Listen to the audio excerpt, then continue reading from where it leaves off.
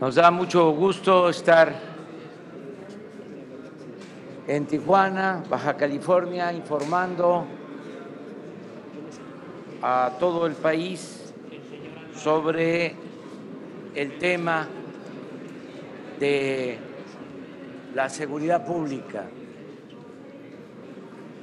Se está trabajando todos los días de manera coordinada para garantizar la paz y la tranquilidad en el país. En esta ocasión nos reunimos, como siempre, a las 6 de la mañana, hora de Tijuana, Baja California, creo que 7 de la mañana en la Ciudad de México y en otras partes del país, para recibir el reporte sobre la incidencia delictiva, lo correspondiente al día de ayer. Y se decidió estar aquí en Tijuana porque en los últimos tiempos aumentó la inseguridad, sobre todo lo relacionado con homicidios. Se tomó el acuerdo con el gobierno estatal, con el ciudadano gobernador Francisco Vega, de enfrentar esta situación y se echó a andar un operativo especial conjunto de el Ejército, la Marina, la Policía Federal, la Policía Estatal, las policías municipales, para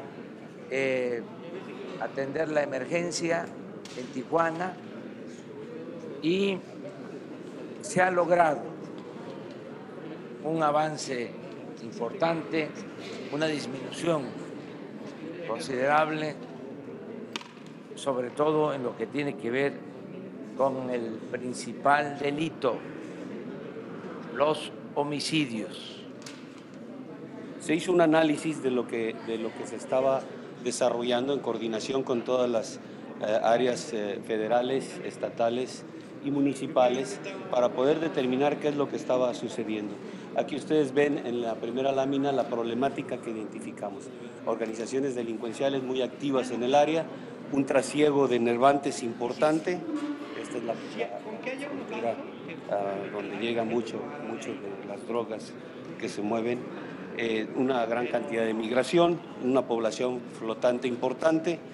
Identificamos también una descomposición del tejido social y una demanda permanente de servicios. Esto nos conjugado, la siguiente, por favor, conjugado con lo que dentro de la estrategia nacional se ha establecido, que son 5 regiones aquí en el estado de Baja California. Vimos los efectivos que tenemos, tanto Sedena como Semar, para aplicar la estrategia, que son una región militar, 2 zonas militares, 2 guarniciones, 2 bases aéreas, 6 unidades operativas por parte de Sedena, por parte de Semar, una región naval con 16 unidades navales, y ambos atendiendo las 5 coordinaciones regionales. Si ustedes ven en el recuadro del lado derecho los efectivos que tenemos en cada uno de los municipios. Enfocándonos a la directiva del señor presidente de atender Tijuana, la que sigue, por favor, reforzamos, determinamos que era una parte prioritaria la atención a Tijuana por lo que estaba sucediendo, y se determinó incrementar los efectivos para poder atender de manera específica y obtener mayores resultados esta parte de Tijuana. A partir del 4 de febrero se incrementó el efectivo de personal de todas las instancias para esta región prioritaria, estableciendo como estrategia de protección ciudadana la siguiente, por favor. Esta es lo que determinamos o a lo que nos llevó el análisis que realizamos por parte de todas las instancias encargadas de seguridad. La Secretaría de Seguridad y Protección Ciudadana, SEDENA, CEMAR, el Centro Nacional de Inteligencia, autoridades estatales, municipales. Tijuana, dentro de la estrategia, se hizo la división de 11 sectores en los cuales hay algunos que son de mayor prioridad por la delincuencia que está presente o por la incidencia de homicidios dolosos en el área. Dentro de estos sectores se establecieron 21 bases de operaciones mixtas. Gracias.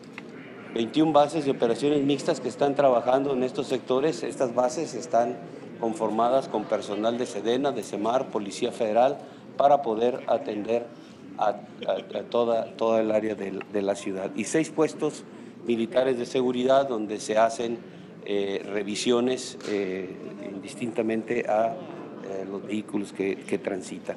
De tal manera que tenemos aquí los efectivos que están desplegados en el área por parte de SEDENA, por parte de CEMAR, por parte de la Policía Federal, y haciendo un total de 2.231 elementos. Todo este personal atiende esta parte de la ciudad, cubriendo todos los servicios que ya mencioné.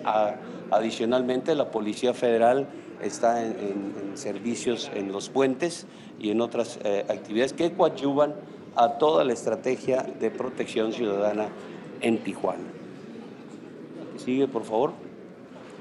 ¿Cuáles han sido los resultados a partir del 4 de febrero aquí en Tijuana? Esto que ustedes ven en la pantalla es exclusivamente lo de Tijuana. Los detenidos, las dosis de cristal, marihuana, dosis de marihuana, kilogramos de marihuana, kilogramos de cristal. Estos kilogramos de fentanil es, bueno, ustedes saben que esta es la droga más letal en la actualidad y son una cantidad importante de kilogramos. También cocaína, armas largas, armas cortas, vehículos y personas liberadas. Uno de los aspectos que hemos tenido como resultado de la estrategia es un incremento en el sistema de denuncias, que esto nos ayuda a cumplir a todos los que estamos involucrados en esta actividad con la misión que tenemos. También se ha apoyado la caravana migrante y actividades de programas sociales. También nos dimos a la tarea, entre todos, a poder determinar cuál era la percepción de la ciudadanía después de este lapso que tenemos de estar operando en Tijuana. Identificamos que había especialmente el incremento de la denuncia ciudadana, una fortaleza en las instituciones de seguridad pública y en las acciones interinstitucionales, una mayor actividad económica, una recuperación del flujo de turistas, una demanda para que las fuerzas de seguridad tengan un mayor contacto con la ciudadanía y presencia en áreas conflictivas, que estas áreas conflictivas van a estar en constante evaluación. Al inicio de la estrategia se determinaron algunas y se están reevaluando, y un incremento en la percepción de seguridad ciudadana. También identificamos que es necesario continuar con este esfuerzo interinstitucional para fortalecer el Estado mexicano, o la presencia de aquí del Estado mexicano. La que sigue, por favor. Esta es una gráfica donde muestra aquí en esta región prioritaria de Tijuana la disminución de homicidios dolosos. Aquí ustedes ven, antes de la estrategia teníamos un promedio de 5.2 homicidios y hubo una reducción del 21%, quedando al 4.0 más o menos de homicidios promedios diarios. Entonces ha habido una reducción importante. Creo que esta es la última gráfica. Finalmente, un agradecimiento y un reconocimiento al gobierno del Estado por el trabajo que se ha realizado de manera conjunta, al presidente municipal también, que que dentro de las acciones adicionales ya nos está ya poniendo a disposición algunos terrenos donde serán construidas instalaciones de la Guardia Nacional y pues a todo el personal de las Fuerzas Armadas, de la Policía Federal, que el trabajo que han desarrollado aquí en Tijuana ha sido importante, ahí lo vemos en los resultados y bueno, ese trabajo lo desarrollan en beneficio de toda la sociedad de aquí de Tijuana. Vamos a presentarles los uniformes que serán empleados por la Guardia Nacional. ¿Pueden pasar, por favor?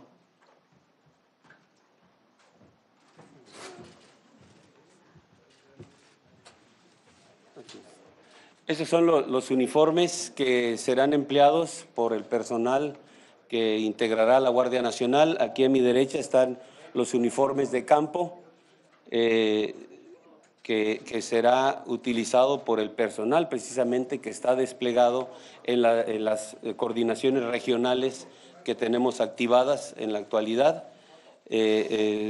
con sus logotipos, su brazalete donde estará determinado el nombre de la fuerza, Guardia Nacional. Regrese a su posición. Y del mi lado izquierdo es el uniforme de proximidad, un uniforme que estará empleando el personal de la fuerza para estar precisamente en contacto con la sociedad, para llevando a cabo toda la actividad policial que así lo amerite, ¿no? Quiero mencionar que que este uniforme es totalmente confeccionado en FABE Sedena.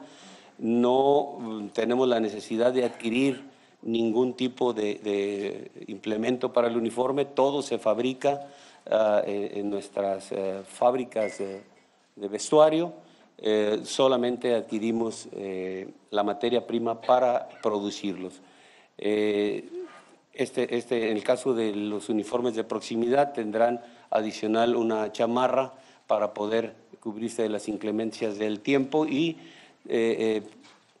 la chamarra tendrá sus posibilidades para que le permita al elemento actuar sin retirarse la chamarra a través de cierres que le facilitan el emplear las herramientas que trae a su disposición para cumplir su tarea de manera sencilla, rápida y fácil.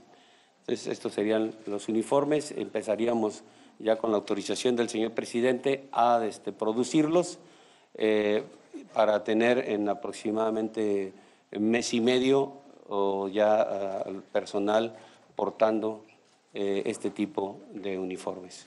Ya se publicó en el diario oficial el día de ayer la reforma a la Constitución para la entrada en vigor de la Guardia Nacional, el día de ayer. Vamos a organizarnos de manera que tengamos presencia en todo el territorio nacional. Esto es el eje de la actuación de la Guardia Nacional.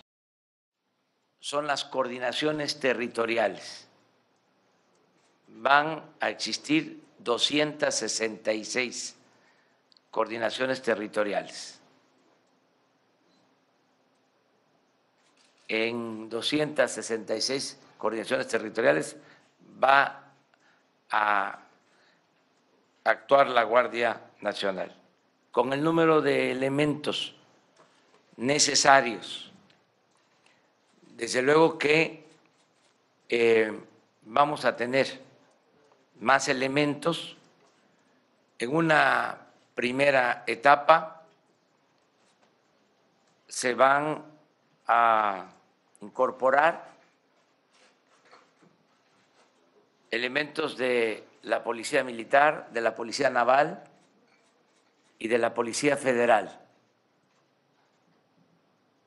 También nos van a ayudar ya elementos tanto del Ejército como de la Marina, que tienen otras tareas para reforzar a la Guardia Nacional.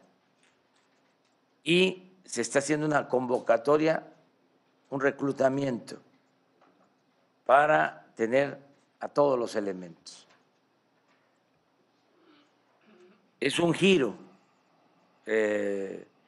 importante porque ahora lo central, lo estratégico va a ser garantizar la seguridad pública.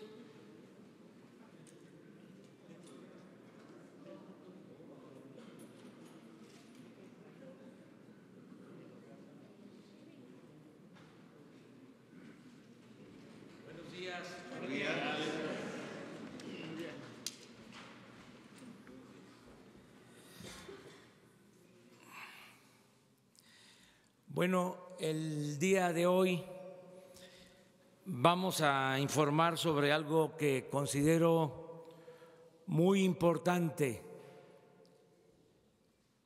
en el propósito de acabar con la corrupción y de acabar con la impunidad, que van siempre de la mano, corrupción e impunidad, que ha sido el principal problema de México, sobre todo en el periodo llamado neoliberal. Nada ha dañado más a México que la deshonestidad, la corrupción política. Esa es la causa principal de la desigualdad económica, social, de la inseguridad, de la violencia, de todo. Es el cáncer de México, la corrupción, aparejada, repito, de la impunidad. Por eso, ayer fue un día especial.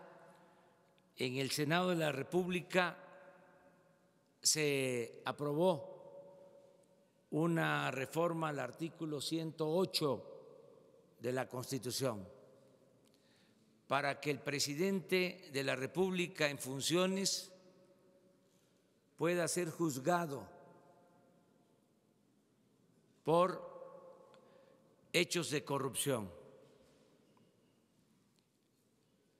Esto no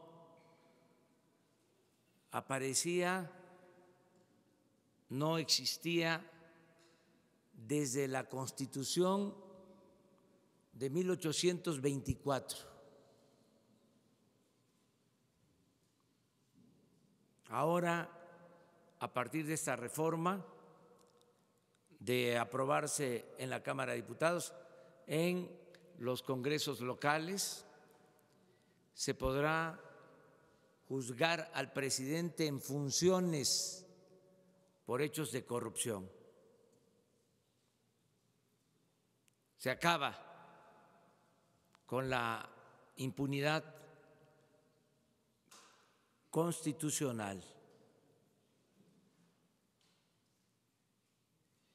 No solo eso, también se va a poder juzgar al presidente por delitos electorales. Y en los dos casos, por corrupción o delitos electorales, no se alcanza fianza, porque ya son delitos graves. En la Constitución, si ponen la nota de 1824, se podía juzgar al presidente por cohecho o soborno, que es el equivalente a la corrupción. Luego, en las dos constituciones centralistas conservadoras, se eliminó por completo. Se le dio impunidad al presidente. Ya ven cómo son los conservadores, muy corruptos. En las 7 leyes de 1836 y en la del 43. En la Constitución Federal Liberal de 1857 se agrega de que puede juzgarse al presidente por delitos electorales, por traición a la patria, pero no por corrupción.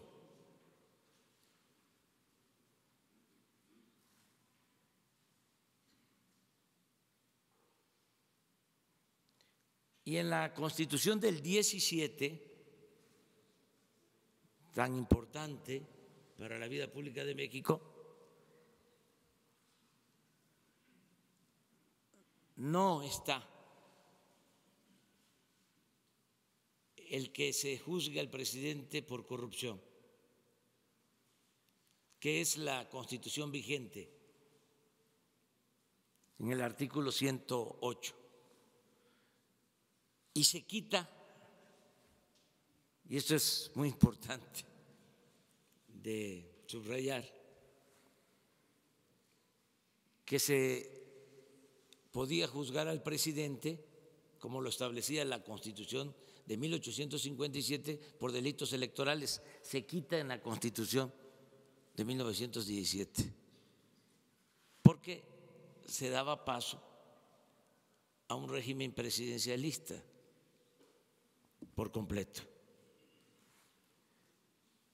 Ahora, en la reforma al artículo 108,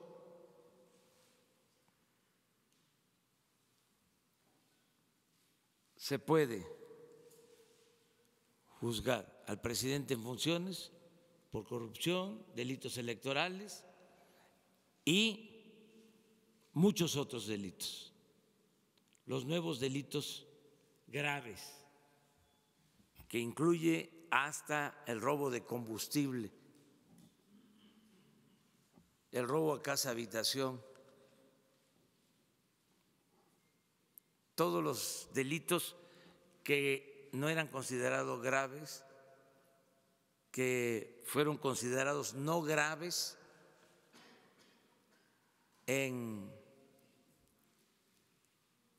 1994, el 10 de enero de 1994, que reformaron el Código de Procedimientos Penales para que no fuese delito grave la corrupción.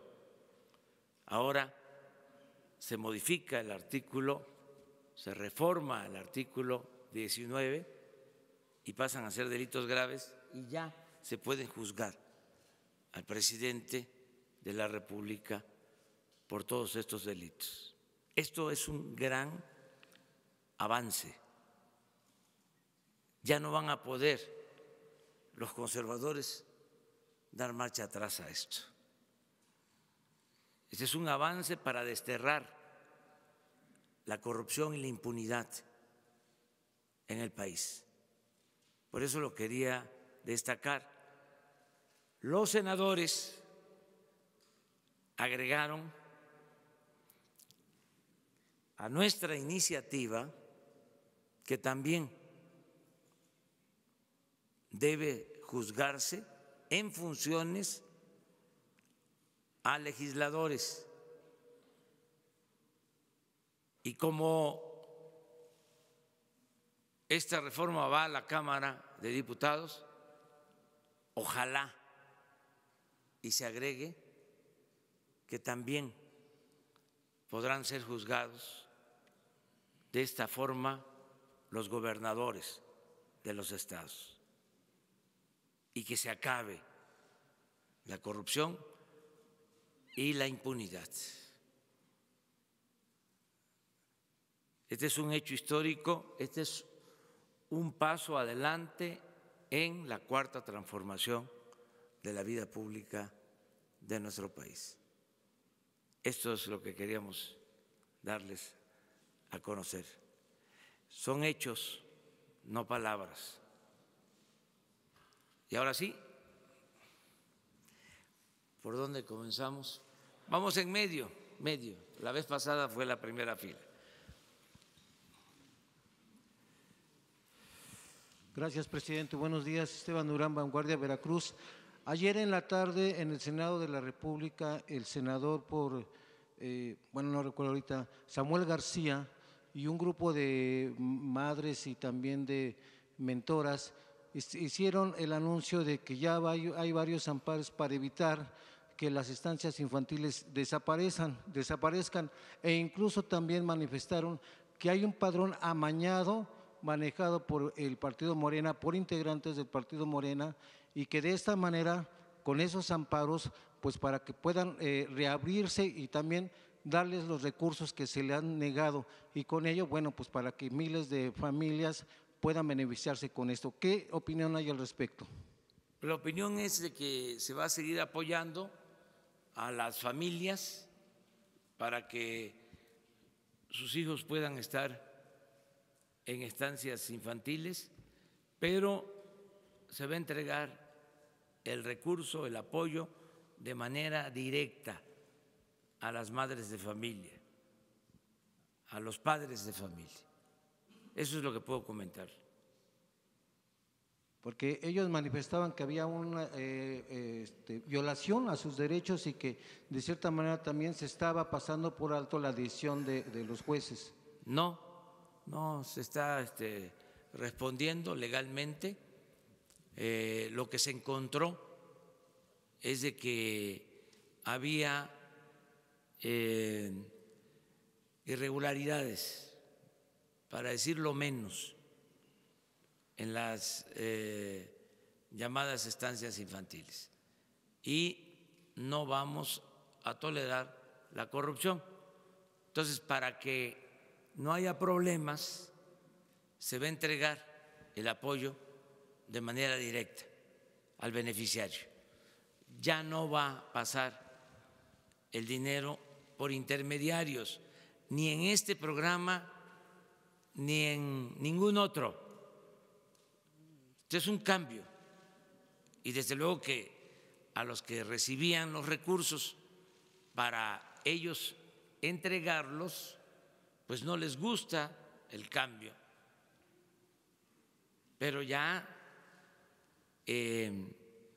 no vamos a permitir que se queden los fondos públicos en manos de intermediarios, o que haya corrupción, que haya moche, que haya piquete de ojo. Es de la Tesorería de la Federación al beneficiario, directo, y que la gente que recibe el beneficio decida libremente. El ciudadano no necesita tutela, es mayor de edad. Entonces, así se va a seguir actuando en todo, en general. Y desde luego respetando las decisiones de los jueces y del Poder Judicial. Allá vamos en medio. Damos una pasada ahí. ¡Pum! Buenos días, señor presidente. Augusto Otalde, Campechaneando y Cocinando la Noticia en YouTube. Y tengo una pregunta muy sencilla. Según el Consejo Nacional para Prevenir la Discriminación, la CONAPRED, la discriminación laboral por concepto de edad comienza a los 35 años. Según datos del INEGI, alrededor de 470,000 personas mayores de 40 años se encuentran desempleados a pesar de tener la capacidad para realizar algún trabajo. Mi pregunta es la siguiente: ¿existe algún proyecto de programa para incentivar a las empresas a incluir a las personas de entre 40 a 60 años a integrarse al mundo laboral para darles una certeza y una seguridad social? Gracias. Sí, es muy buena tu pregunta porque, en efecto, hay una edad en que ya no se contrata a trabajadores, o así era. Anteriormente había esa concepción de que era mejor contratar a los jóvenes que a personas mayores. En este periodo de más de 40 años hasta 60. Ahora se está buscando de que se incluya a trabajadores.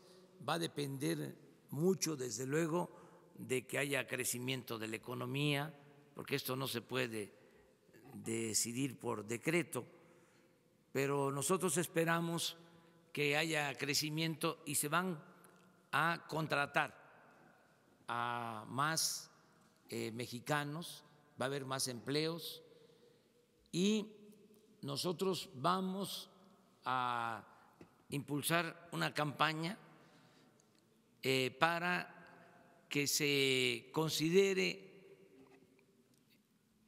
como algo importante la experiencia. En países que tienen buen nivel de crecimiento económico, se está poniendo como requisito la experiencia. Es el caso, por ejemplo, de los directivos del gobierno de China. Están optando por gente mayor, por la experiencia. Los jefes de Estado más importantes en el mundo son gentes mayores, con experiencia. Es el caso de China, es el caso de Rusia, es el caso de Estados Unidos. Se está dando en lo que suele llamarse el mercado laboral. Es muy importante la experiencia. Aquí en México vamos a fomentar el que se contrate a personas con experiencia, que se valore lo de la experiencia. Es un poco, guardadas todas las proporciones, el que estamos insistiendo en que sí influye en el crecimiento económico el que no haya corrupción, porque era una variable que no tomaban en cuenta. Entonces, son de los cambios que se van a promover. Y en el caso del gobierno nuestro, se le da oportunidad a los jóvenes, pero nos importa mucho la experiencia, nos importa bastante. La sabiduría. y la gente mayor tiene mucha sabiduría. Entonces, así contesto tu pregunta, pero es un reclamo, o sea, yo lo recojo mucho, de que después de los 40 hasta los 60, en ese periodo, en ese tramo de la vida, ¿sí?, ya cuesta más trabajo conseguir empleo. Vamos allá. ¿Sí? ¿Ustedes? Las tres. Gracias, buenos días, presidente. Estefanía Ochoa de ADN 40. El día de ayer avanza la reforma educativa en la Cámara de Diputados. Sin embargo, a pesar de eso, los bloqueos se mantienen. La Coordinadora Nacional de Trabajadores de la Educación rechaza el dictamen como tal porque dice que los ascensos estarán vinculados al CENTE. Quisiera saber su opinión y ahorita le hago una segunda pregunta. Gracias.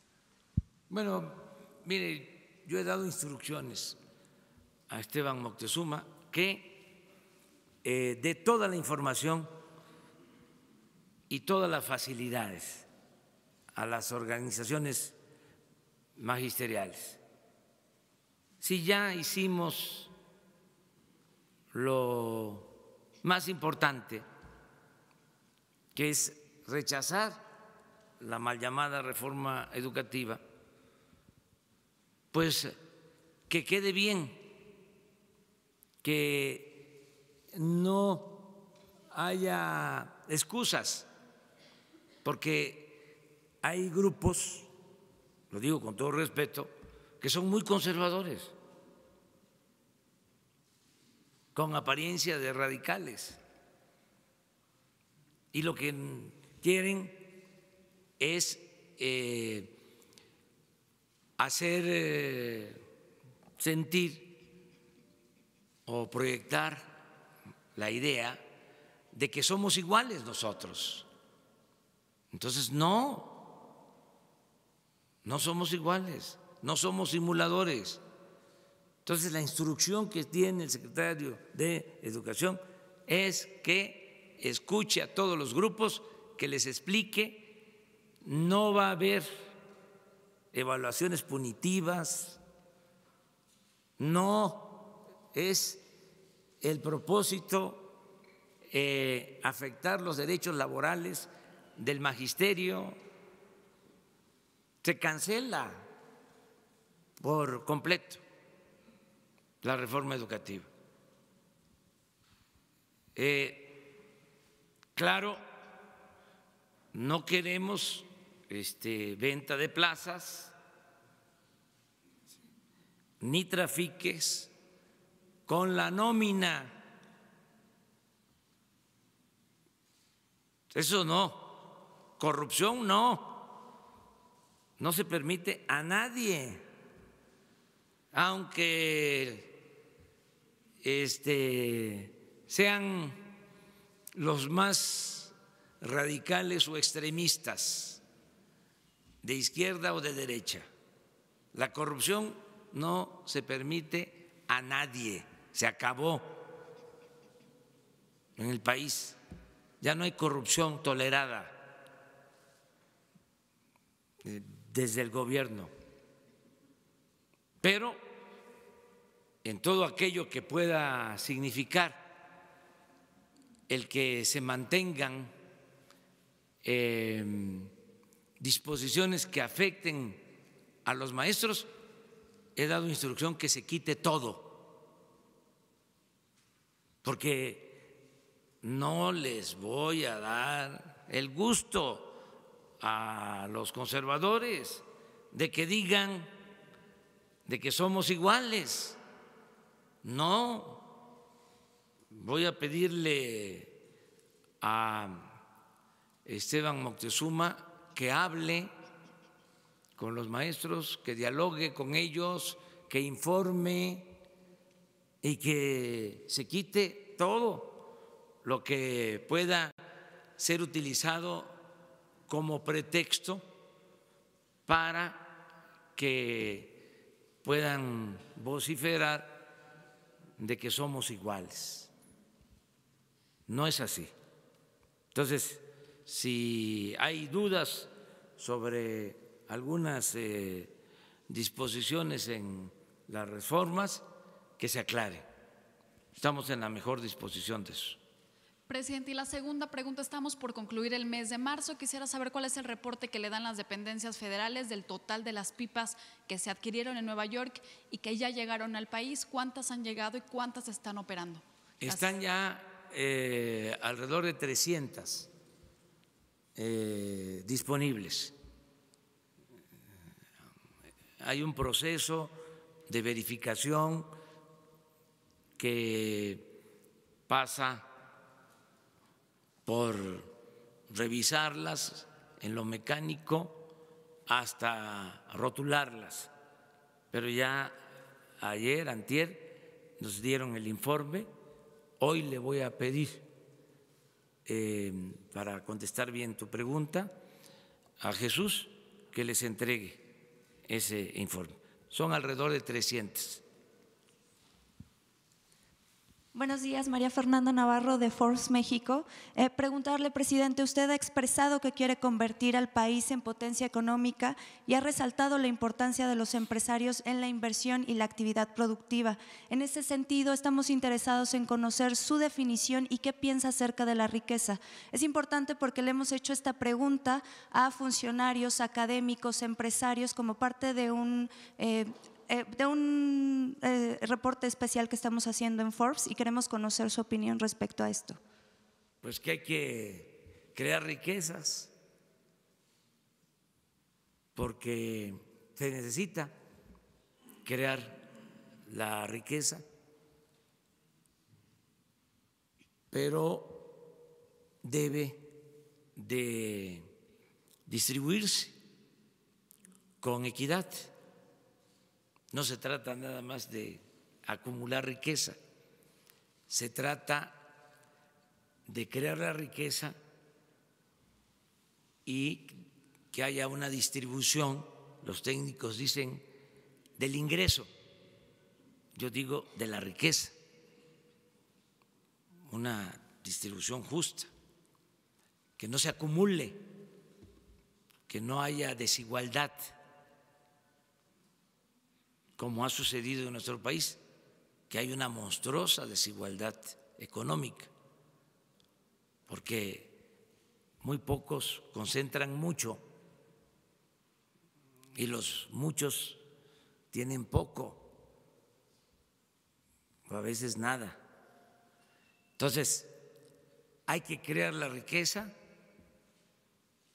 y distribuirla, pero sí se necesita crearla, porque no se puede distribuir lo que no se tiene. Si no creamos la riqueza, ¿qué distribuimos? Por eso es importante que participe en la creación de la riqueza el sector privado, la inversión privada, nacional y extranjera. Pero también por eso es importante la función del Estado, para que esa riqueza que se genera, también con la participación del trabajo, porque la riqueza se produce con capital y con trabajo, que el Estado procure que se distribuya y que haya justicia. Una diferencia con los neoliberales es que ellos nada más piensan en la creación de la riqueza y no en la distribución. Por eso tampoco quieren al Estado, o lo quieren nada más como policía. Nosotros queremos las dos cosas, que se genere la riqueza y que el Estado cumpla con su responsabilidad social de que haya bienestar. Y yo creo que lo que mejor define lo que queremos es una palabra: desarrollo, porque en el periodo neoliberal se dejó de usar la palabra desarrollo y se cambió por crecimiento, y no es lo mismo. Crecimiento es que haya riquezas, desarrollo es que haya riqueza y bienestar, progreso y justicia. En una segunda pregunta, tanto Alfonso Romo como ayer el subsecretario de Hacienda mencionaron que se está preparando un recorte para las secretarías. A mí me gustaría saber en ese sentido qué tipo de recorte va a ser y enfocado en qué áreas, si ya se tiene determinado qué secretarías van a sufrir estos recortes y si esto implica que va a haber un recorte de personal aún más fuerte. No. También eso es distinto a la antigua política neoliberal. Ya en la etapa del post-neoliberalismo en la que nos encontramos, los recortes, los ajustes no se vinculan al despido de trabajadores. Acá son ahorros, es austeridad, que es un concepto distinto. Es lo que decía el presidente Juárez, que el servidor público aprenda a vivir en la justa medianía. Entonces, son ahorros porque ya no hay lujos en el gobierno. Ayer se dio a conocer, por poner un ejemplo, que ya está en el portal de la ONU, en una de las oficinas de la ONU, el anuncio de la venta del avión presidencial. Estamos calculando que con la venta de ese avión y con la venta de toda la flotilla de aviones y de helicópteros que tiene el gobierno, se van a ahorrar alrededor de 10,000 millones de pesos. Ustedes saben que en el sexenio pasado, nada más de helicópteros para el traslado de funcionarios, claro, de los machuchones, compraron 6 helicópteros nuevos. Entonces los 6 se van a vender y aviones también, pero lujosos. Ese avión que está en venta ahora no lo tiene ni Donald Trump, con todo respeto. Entonces, es ahorrar y así vamos a tener muchos fondos, muchos ahorros, porque no hay despilfarro, porque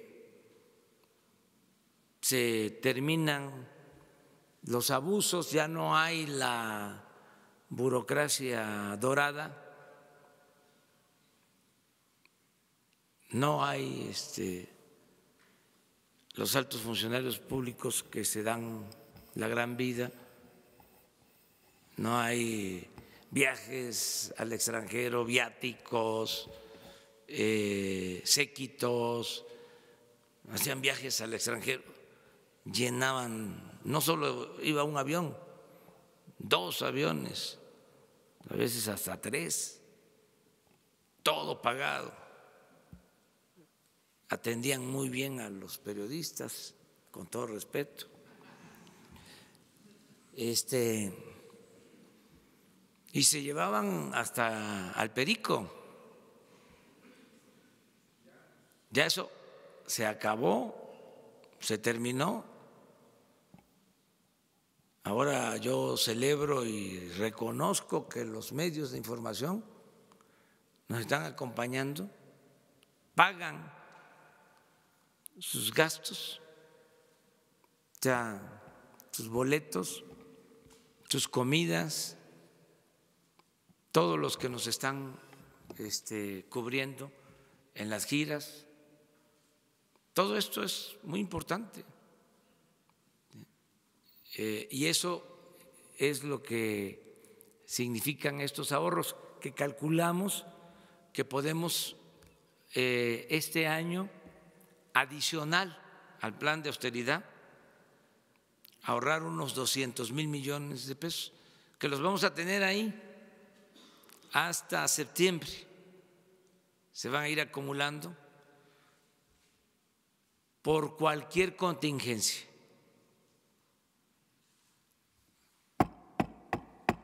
Toco madera, pero vale más tener una reserva. Y ya en septiembre, si vemos que no tenemos problemas financieros, porque la idea es mantener equilibrios en las variables macroeconómicas, no vamos a endeudar al país, no vamos a aumentar impuestos, no va a haber gasolinazos. Entonces, si vemos que continúan las cosas como hasta ahora, que afortunadamente vamos muy bien, que va bien la recaudación, que no tenemos inflación, que no se ha afectado el peso, nuestra moneda, que hay estabilidad económica, financiera. Si seguimos así, en septiembre reforzamos programas que ya están en marcha. Esto es, que tengamos más recursos para las tandas del bienestar, que tengamos más recursos para explorar y perforar pozos petroleros, que tengamos más recursos para avanzar en la modernización de las refinerías. En fin, con ese propósito es el ahorro. Nada más que terminamos con las compañeras. Gracias, buenos días, señor presidente. Nareli Palomares, de Azteca Noticias. Esta madrugada el presidente de Estados Unidos, Donald Trump, vuelve a remitir a través del Twitter con la actitud que él asegura que México no está haciendo nada, cita textual, para detener el flujo de inmigrantes a Estados Unidos. Llama la atención que es luego de 2 días de la reunión de la Secretaría de Gobernación con la Secretaría de Seguridad en Estados Unidos, de Seguridad Nacional, y donde la misma Secretaría de Gobernación anunció ayer una serie de medidas que acordaron, sobre todo para tratar de contener la llamada caravana madre que se está conformando en Honduras. Preguntarle, si bien usted ha sido muy mesurado, muy respetuoso con las posturas del presidente de Estados Unidos, preguntarle si después de estas declaraciones a través de Twitter buscaría un diálogo un poco más directo, algún tipo de comunicación para poder solventar este tipo de opiniones. Gracias. Se tiene comunicación permanente.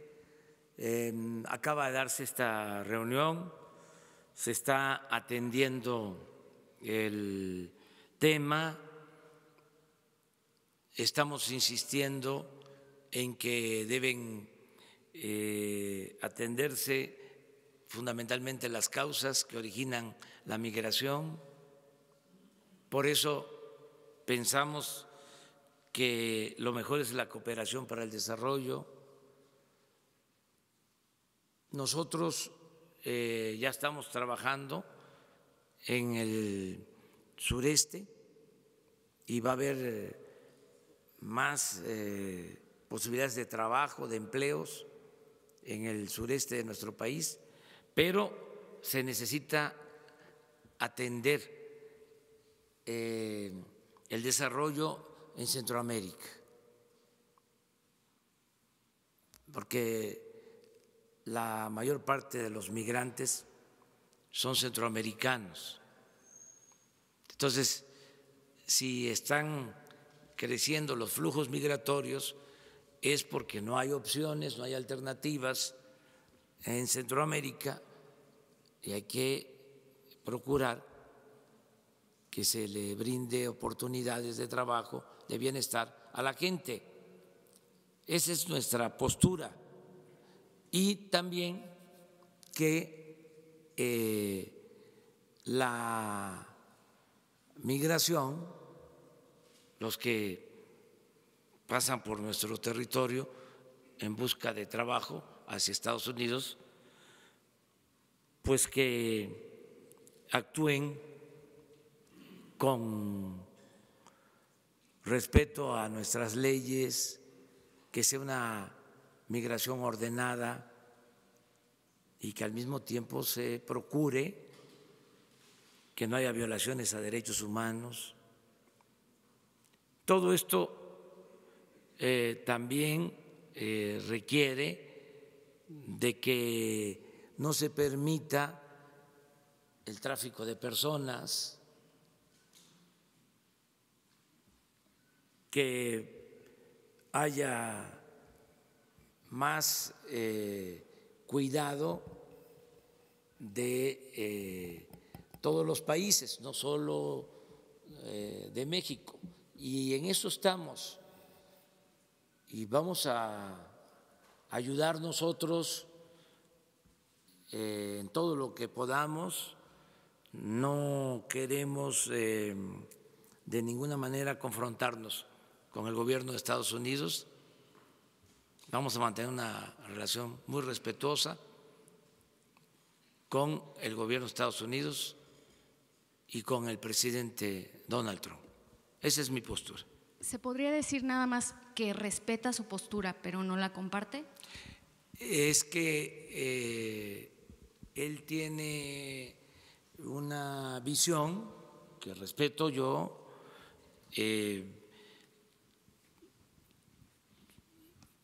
y que considero legítima,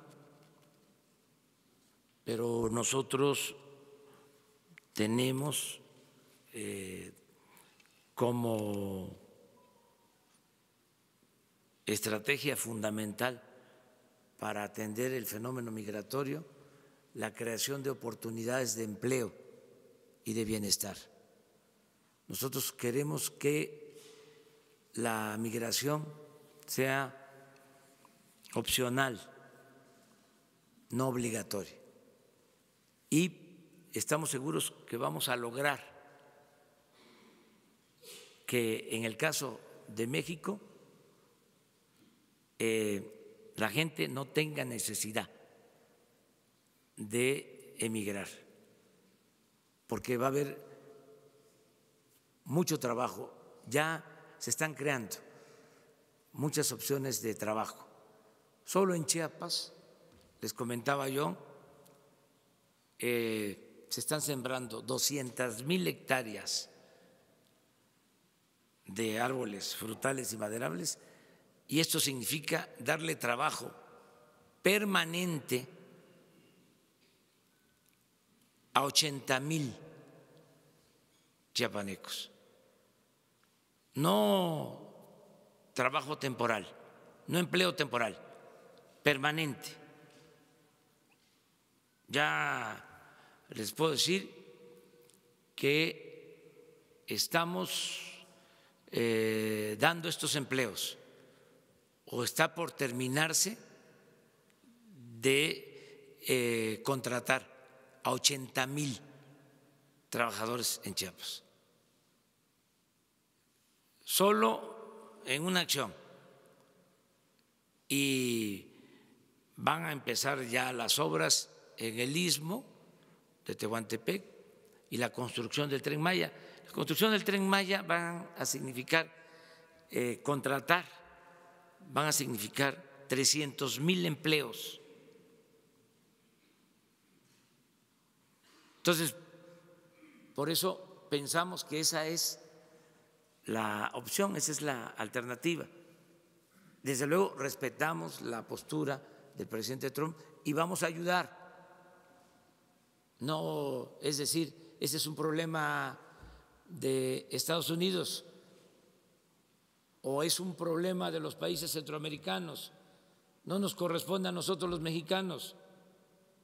No, vamos a ayudar. Yo solo subrayo que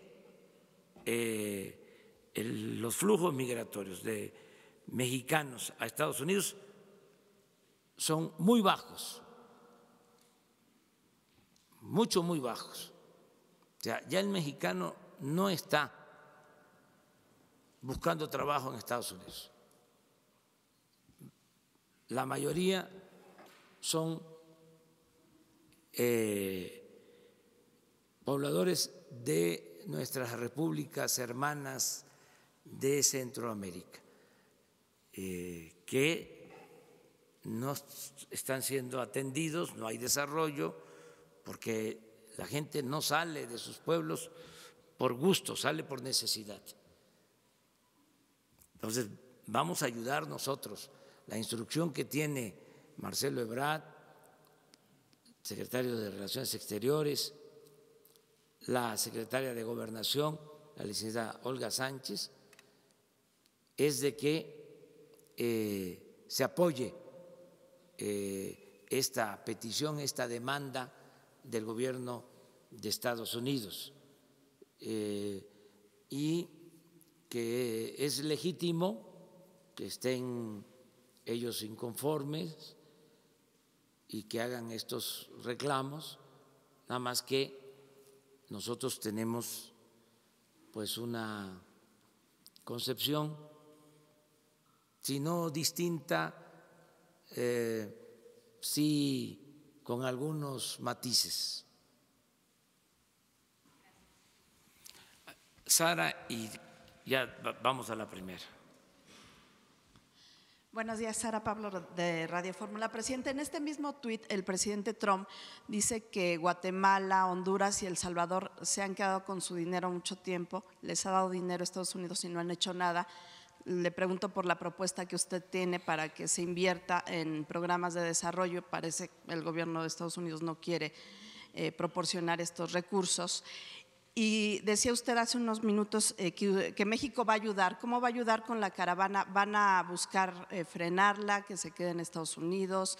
¿De qué manera concretamente sería esta ayuda que daría México a Estados Unidos en el tema de la caravana? Y preguntarle otra cosa, si quiere, me contesta después. Gracias. Bueno, yo creo que acerca de la administración de los fondos, eso se puede resolver con vigilancia de organismos internacionales para que los fondos dedicados al desarrollo se apliquen, que no haya corrupción. Eso se puede resolver. Hay organismos que pueden contribuir a esa función. El caso, por ejemplo, de la ONU tiene una oficina para la transparencia. El avión que estamos vendiendo está siendo ofrecido por una oficina de la ONU para que la operación sea completamente transparente, que no haya corrupción. Entonces, sí se puede resolver el problema para que los fondos lleguen. ¿Cómo ayudar? Estamos proponiendo que se puedan dar visas de trabajo en México. Estamos en condiciones de hacerlo. Les hablaba yo de Chiapas, de 80,000 empleos, pero tenemos más posibilidades para que haya trabajo en el sur sureste de nuestro país para trabajadores, hermanos centroamericanos, y esto atempere el fenómeno migratorio. Esa es una forma de ayudar. Eso es lo que se está proponiendo, estas visas que México está dispuesto a otorgar.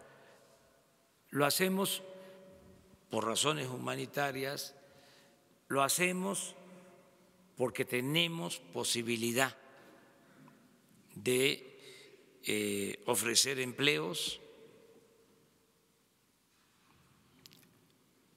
Nosotros vamos a llegar a una situación, estoy optimista y puedo documentar mi optimismo. Vamos a llegar a una situación en que va a haber 100% de ocupación,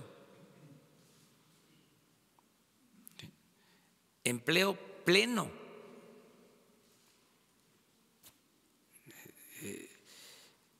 Entonces, sí vamos a poder ayudar de esta manera. Entonces, es por razones humanitarias, podemos ayudar con empleo para atemperar, para reducir el flujo migratorio de Centroamérica hacia Estados Unidos y que haya comunicación constante para que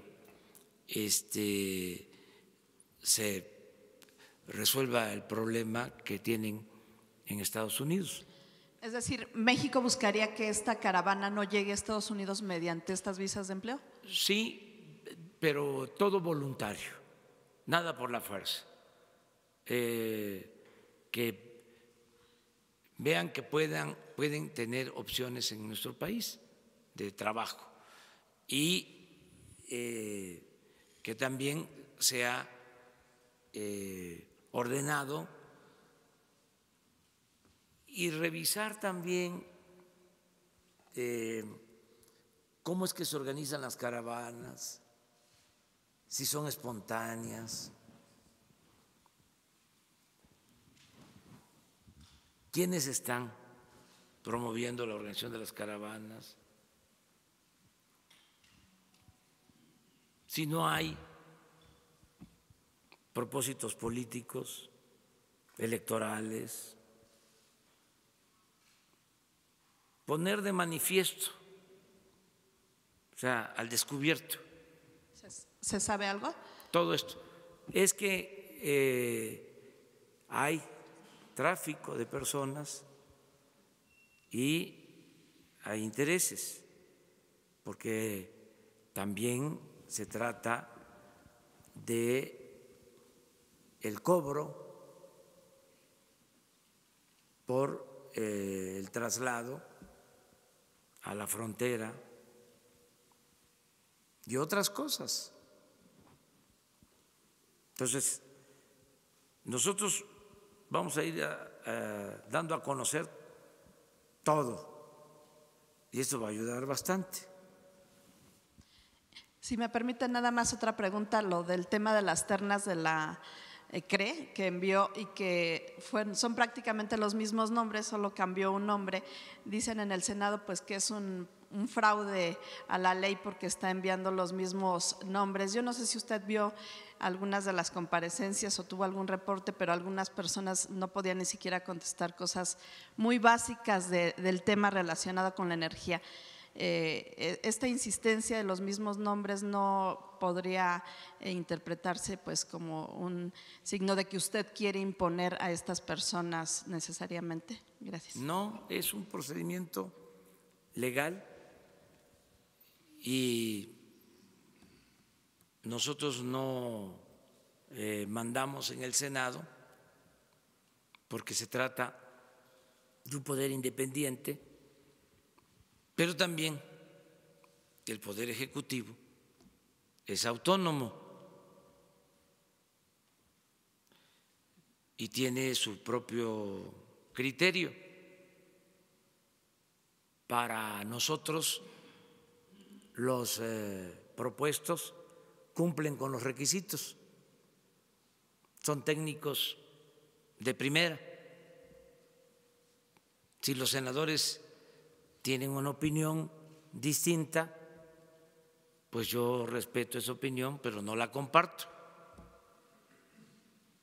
Somos libres, esa es la democracia, esa es la cuarta transformación. Aunque se trata de senadores vinculados al movimiento que nos llevó al desempeño de cargos públicos. Aquí es auténtico Estado de Derecho, división de poderes, equilibrio de poderes. Entonces, ellos calificaron, nosotros tenemos por ley la posibilidad de reafirmar nuestras propuestas. Lo que no quiero, a lo mejor eso es lo que les causa extrañeza, con todo respeto, es que sigan los mismos procedimientos. ¿Cómo era antes ahí? Era por cuotas. A ver, para un partido X, 2. Para el partido Y, otras 2. Y para el partido Z, otros 2. Pues ya no.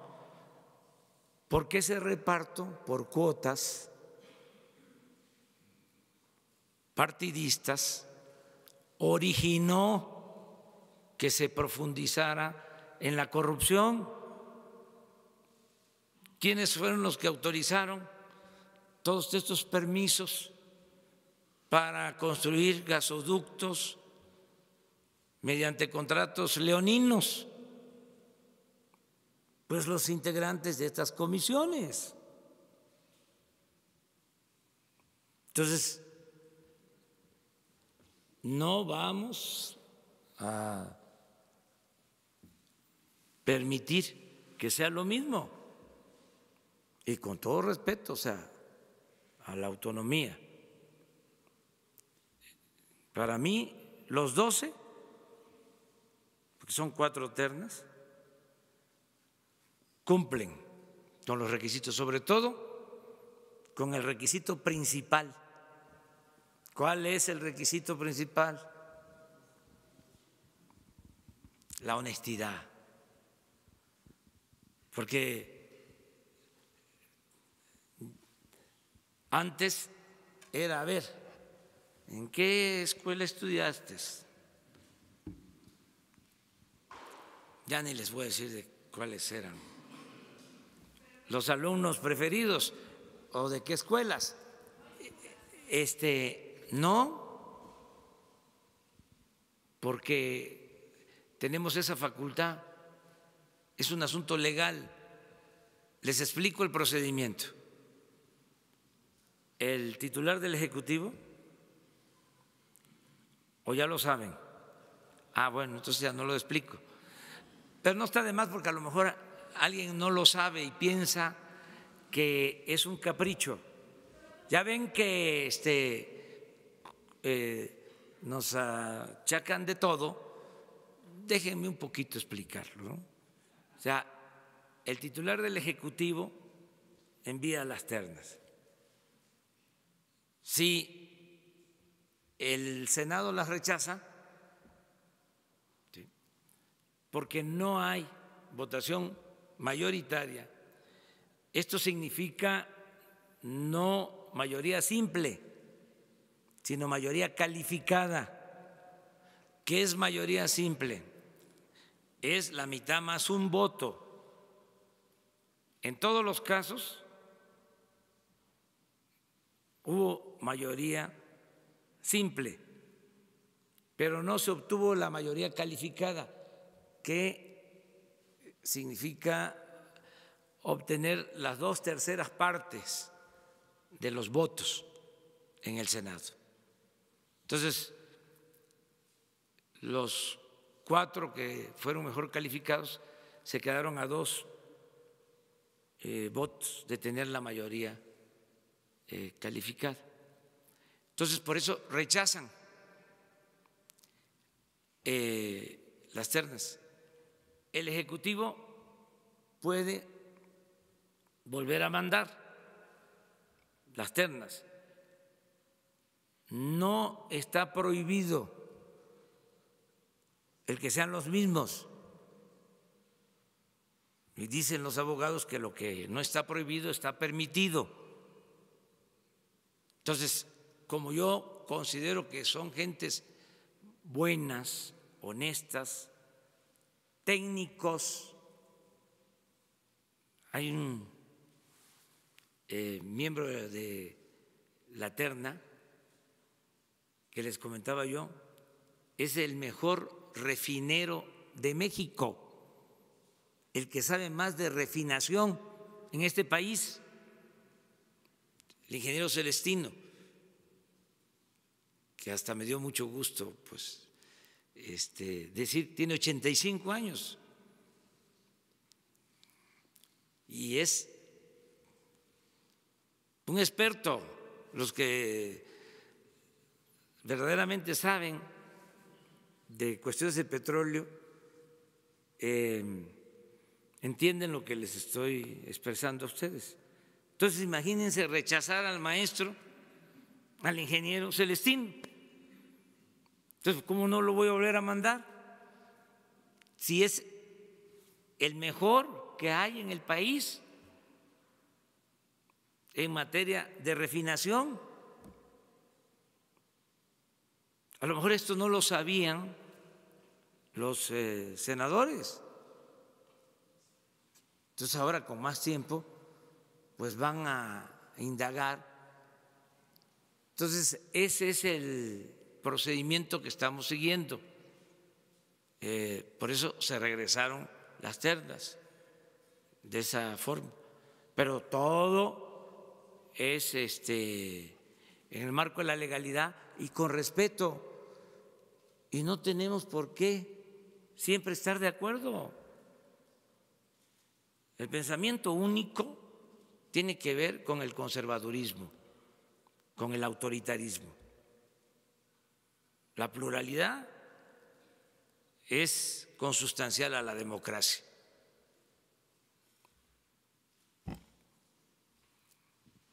¿O antes cómo era? ¿Le rechazaban al presidente las ternas? No, se amarraba, se negociaba, hacían sus enjuagues, eso ya se terminó. Alguien le propuso, decía la otra vez, porque que fuera por cuotas. Sí, ¿Quién? esa tentación de las cuotas. Alguien ahí llegó, ya ni me acuerdo. Hacer esa proposición indecorosa. ¿Quieren que sigamos sobre el tema? ¿Cómo se integró el actual Consejo del INE?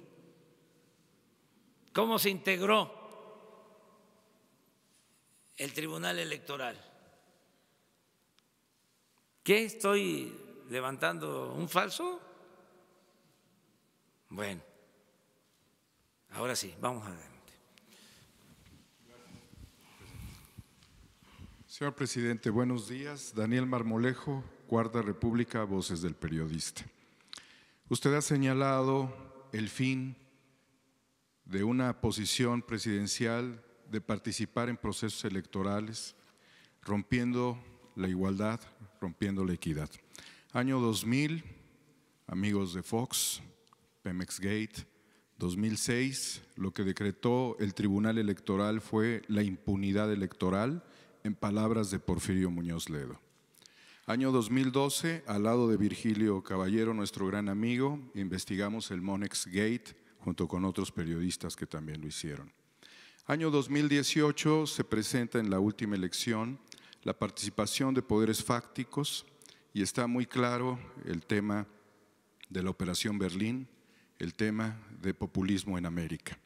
Sin embargo, quizás el capítulo todavía no se cierra a partir de grupos empresariales en donde se generaron desvíos de recursos, concretamente de una cooperativa, para poder respaldar seguramente candidaturas, pero cantidades ingentes de recursos a espaldas de los cooperativistas.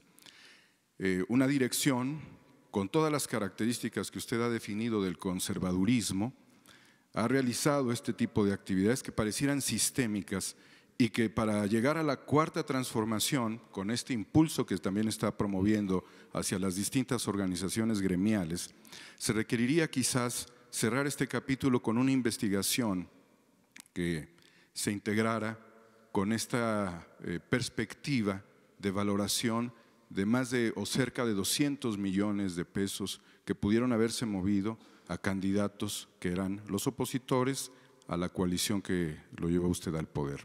Estaría en disposición de, señor presidente, de que la Unidad de Inteligencia Financiera hiciera una revisión precisa de esto que se ha publicado recientemente en distintos medios, de la cooperativa La Cruz Azul, la cual también desde su burbuja ha utilizado al Poder Judicial para tratar de someter los intentos democráticos después de 30 años de soportar un autoritarismo, y que no solamente eso, sino también ha generado un lobby legislativo con la finalidad de doblar el enfoque, la visión y el espíritu cooperativista para llevar a procesos de privatización. ¿Estaría usted en condición de que se promoviera una investigación abierta a este tipo de participaciones ilícitas de recursos para campañas electorales y tratar de complementar esto que usted ha señalado? Esa es mi primera pregunta y tengo una más. Pues sí, es cosa de que se solicite a Hacienda, a la Oficina de Inteligencia Financiera, si existen elementos, si hay pruebas de la intervención de la cooperativa en procesos electorales, y la instrucción que tiene Santiago Nieto, que es el responsable de la Oficina de Inteligencia Financiera de Hacienda, es que no se oculte ningún dato. Y no solo eso, que se proceda, que cualquier elemento que signifique o que pueda representar un posible delito sea denunciado ante la autoridad competente, la Fiscalía General, y en particular la Fiscalía Electoral. Esa es la instrucción.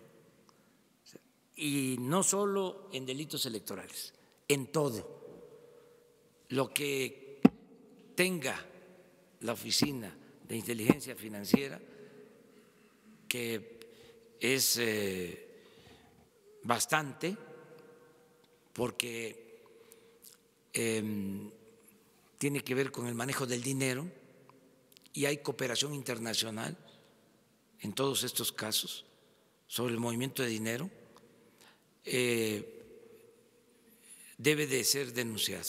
No nos vamos a quedar con información que deba de conocer la Fiscalía General y la Fiscalía Electoral en el caso que se trate. La siguiente pregunta, señor presidente. Se la quiero dedicar a mi amigo Virgilio Caballero y a dos periodistas que están en riesgo sus vidas, Celeste Sáenz de Miera y el maestro Juan Bautista de Voces del Periodista, que le mandan saludos porque el sistema les está funcionando bien de protección para defensores de derechos humanos y periodistas. La pregunta tiene que ver con un hecho ocurrido en 1972 en el seno de Naciones Unidas, cuando el presidente Allende sube para defender al Estado de los poderes fácticos, y concretamente lo hace causando una ovación en el capítulo que sería al inicio del neoliberalismo prácticamente. En el caso de asistir a Naciones Unidas, ¿refrendaría usted ese discurso y la persona del doctor Salvador Allende?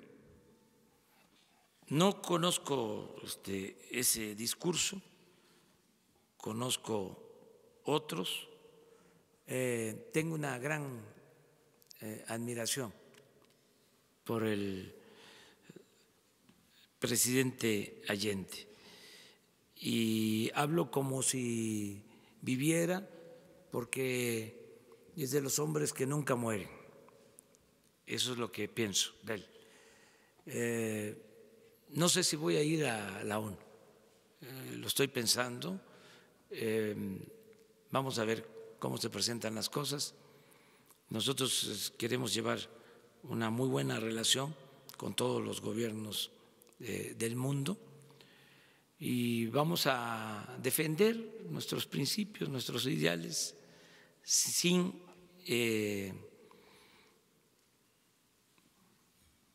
extravagancias, sin protagonismos. Ahora que se suscitó la polémica por la carta que enviamos al rey, pues hemos actuado con bastante prudencia.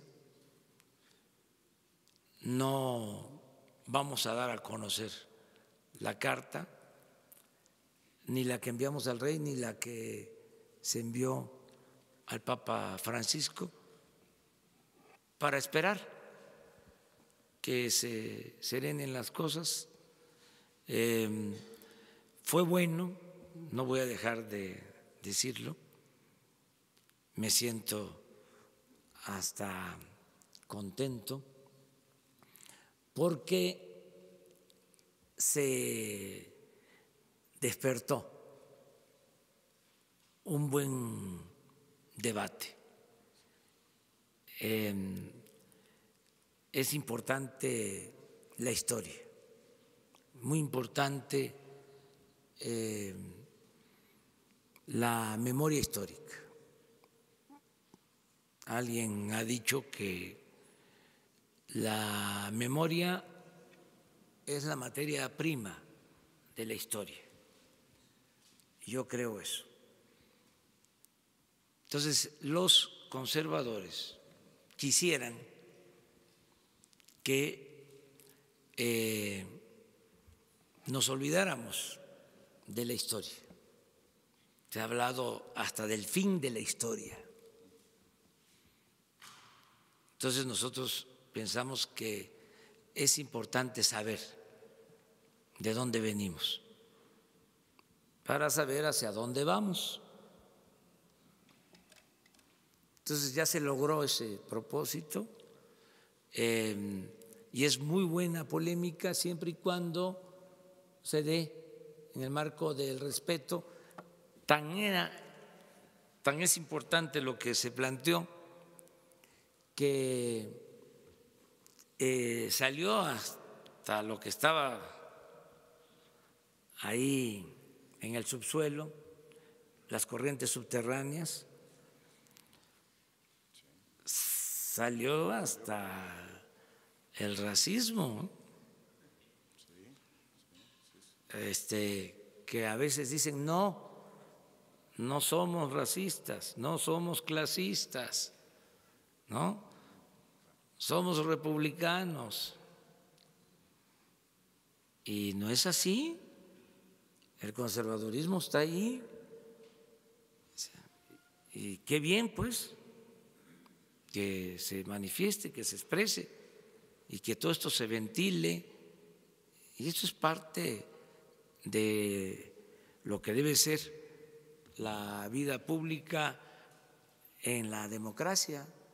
Tenía tiempo que no pasaba esto. ¿Está México exorcizando sus demonios?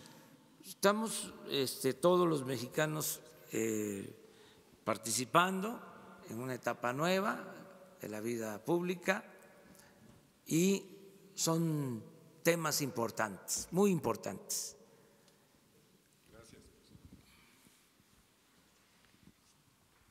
Buenos días, señor presidente. Omar Caballero, de Noticieros HOTV. Vengo planteando un tema que hemos estado investigando. Se hizo un estudio y la ciudadanía, a pesar de estar en medio de la cuarta transformación, se ha sentido un poco vulnerable por causa de la violencia que se está viendo en diferentes puntos de la República.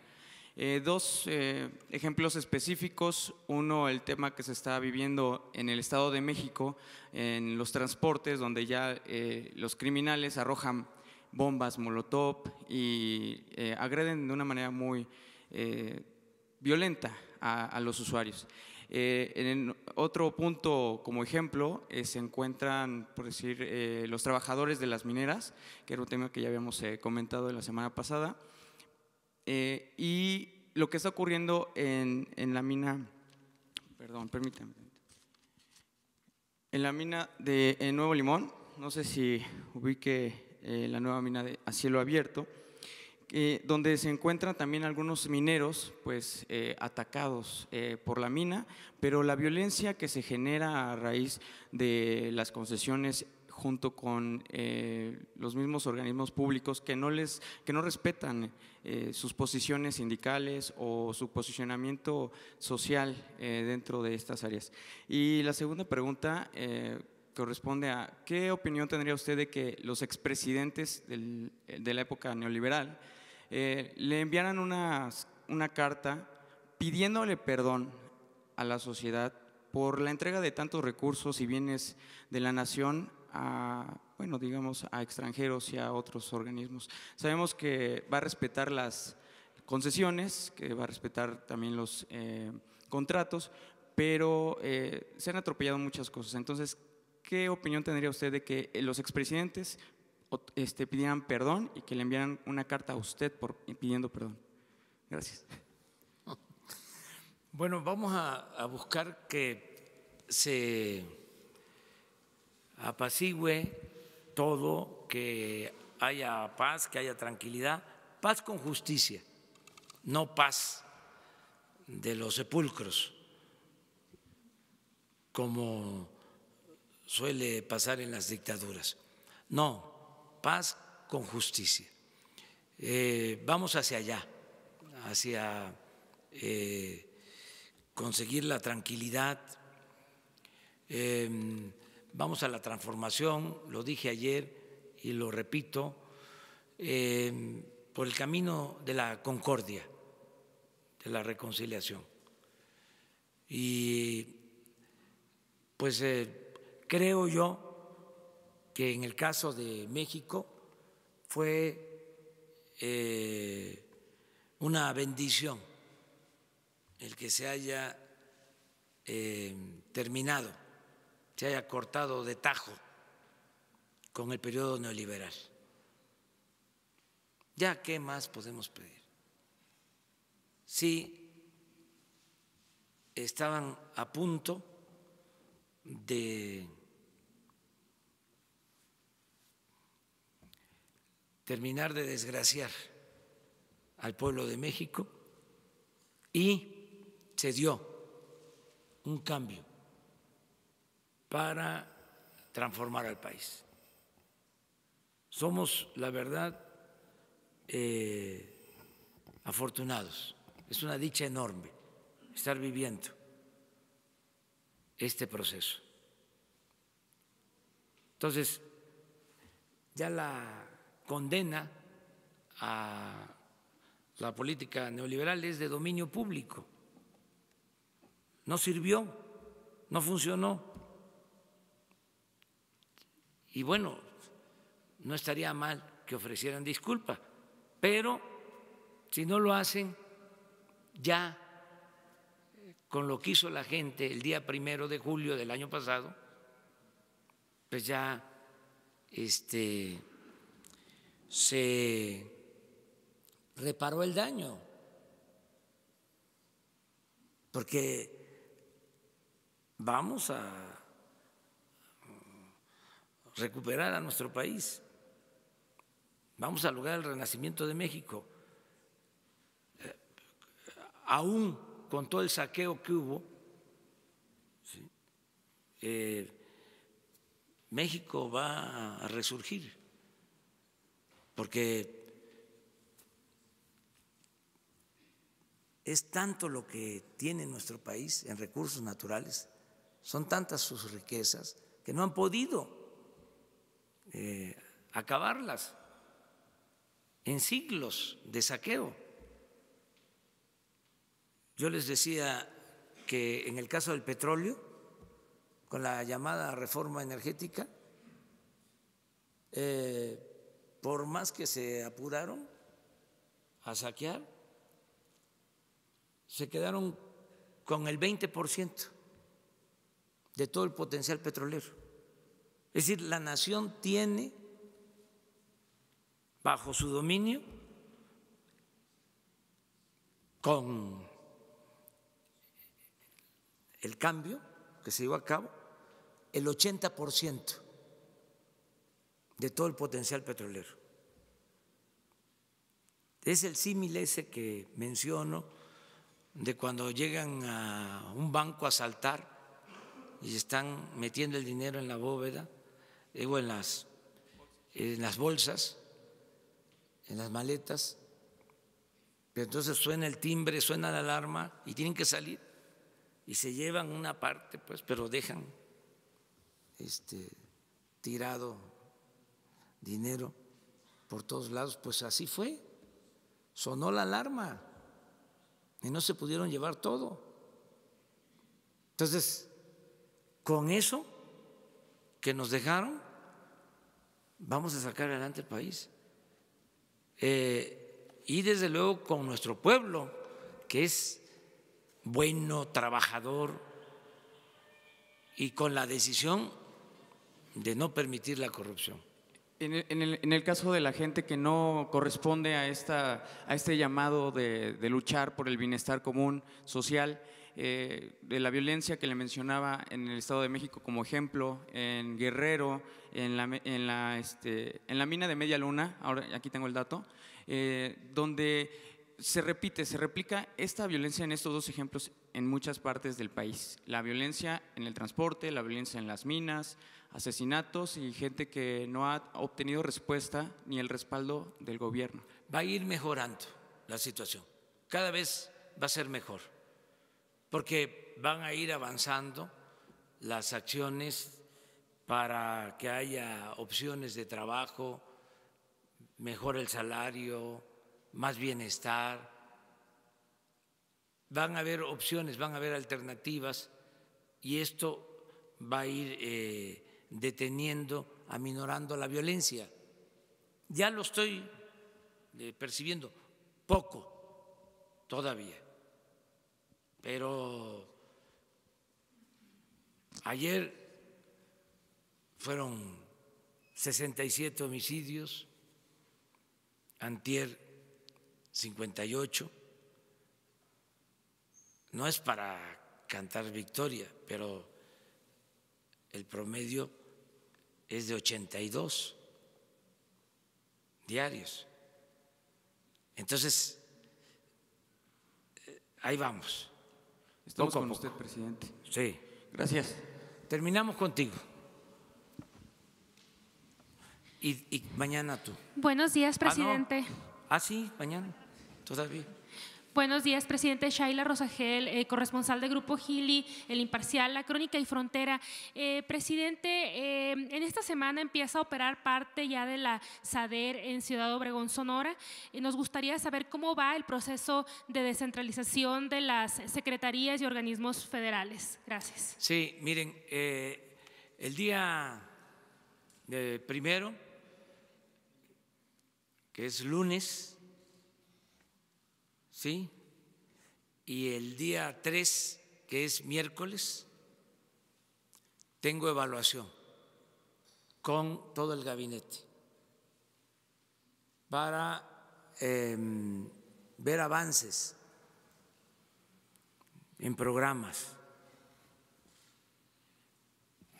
Vamos a tener 4 evaluaciones, porque tenemos conformados 4 gabinetes: el gabinete de seguridad y de gobierno, el gabinete de economía, hacienda y administración, el gabinete de bienestar y el gabinete de comunicaciones y sector energético.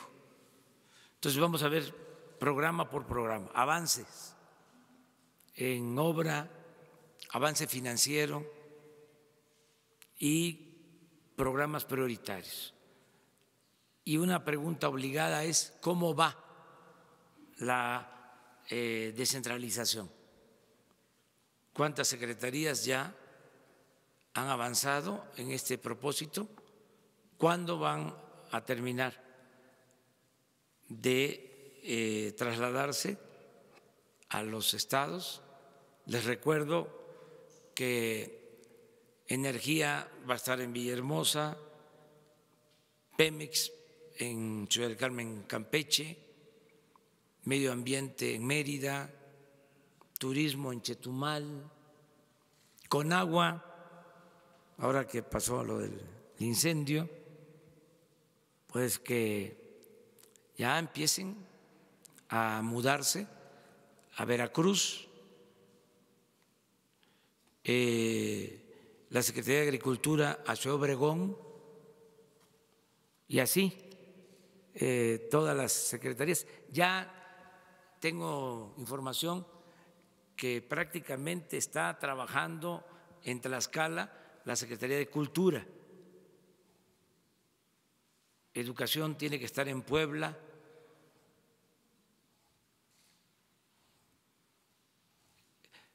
Bienestar en Oaxaca.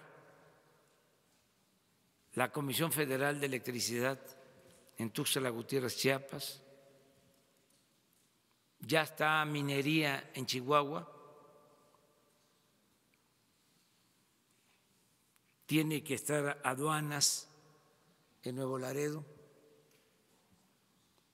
sea, la descentralización del gobierno va, claro, es un proceso también. Los primeros que tienen que mudarse son los directivos, los trabajadores de confianza, los trabajadores de base sindicalizados, hasta que haya condiciones y que estén de acuerdo, porque es voluntario. Es ofrecerles que van a mejorar. Esto es que van a tener vivienda, educación para sus hijos, y si están de acuerdo. Si no, no van a tener problemas, se quedan donde están laborando. Nada por la fuerza. Muy bien, muchas gracias. Mañana eres 2. 1, 2, 3. Muchas gracias.